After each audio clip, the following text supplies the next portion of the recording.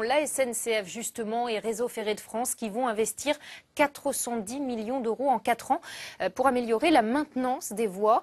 Le renouvellement des aiguillages notamment va être accéléré. 4 mois après le déraillement de Brétigny, c'est une façon de répondre aux critiques sur l'état du réseau. Audrey Natalizzi, Pierre Lassus. Brétigny, 12 juillet, 7 morts. Une catastrophe humaine, mais c'est aussi l'image de la SNCF qui est frappée. Quand une catastrophe survient, on ne peut pas ne pas réinterroger le système de sécurité. Au cours de la présentation du plan Vigirail, le message était clair. La SNCF et Réseau Ferré de France assument leurs responsabilités sans même attendre les dernières expertises de l'instruction en cours. Il y avait des défauts sur cet équipement. Ces défauts étaient antérieurs au déraillement et ces défauts ont provoqué le déraillement.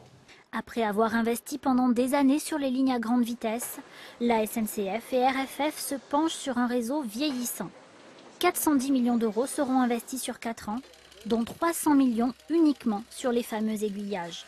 Leur renouvellement sera fortement accéléré, presque doublé d'ici 2017. Le plan s'appuie aussi sur les nouvelles technologies. Un train avec vidéo embarquée pour contrôler l'état des rails ou encore des tablettes numériques pour chaque agent sur le terrain pour un meilleur suivi. Oui aux nouvelles technologies, mais on sait aussi qu'en 10 ans, il y a eu la suppression, il y a eu la disparition de 10 000 agents SNCF au niveau de l'infrastructure. Donc il faut recruter.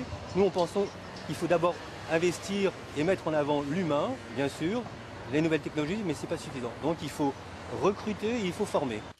Face à cette tendance, la SNCF a pris conscience de ce problème. Depuis 2011, elle a doublé son recrutement annuel pour le secteur de la maintenance.